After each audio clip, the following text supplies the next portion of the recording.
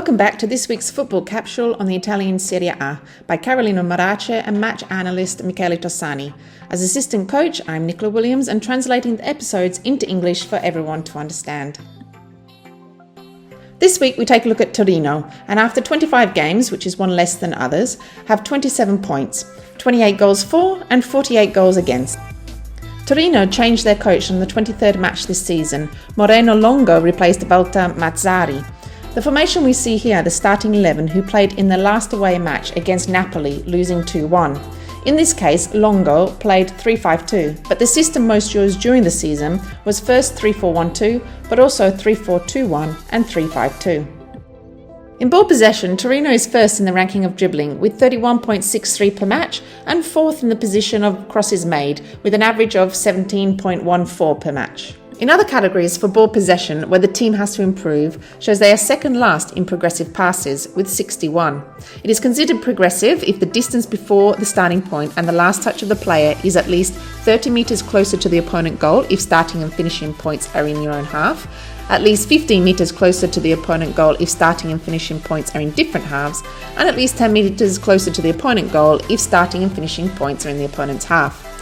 With 5.03, they are third last in the ranking of killer passes, which are those that are the passes behind the defensive line of the opponent. The two Braccetti, the lateral players of the back three, Brema and Isso, started to build up the game from the goalkeeper.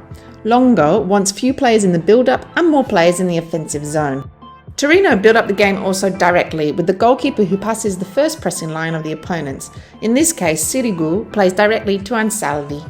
Brema and Izzo often build up the game with long vertical balls, and Saldi is wide, and we'll see what happens in front in the next slide. The typical movement of the forwards up front is for Zaza to flick the ball on with his head for Belotti to run in behind. After the long ball, all players in the team push up. Torino attack the box with three players. Here, Ansaldi is the fifth player on the left who crosses the ball. The two forwards share the middle position, and the fifth on the right, Di Silvestri, attacks the back post. Baselli and Lukic cover the space outside the box, ready for the second ball.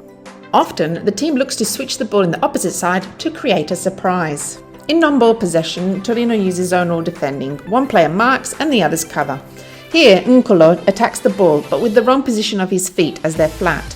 In this case, Brema, the covering defender, has to follow Milik man-to-man because the ball is uncovered and he could be passed the ball without to run offside.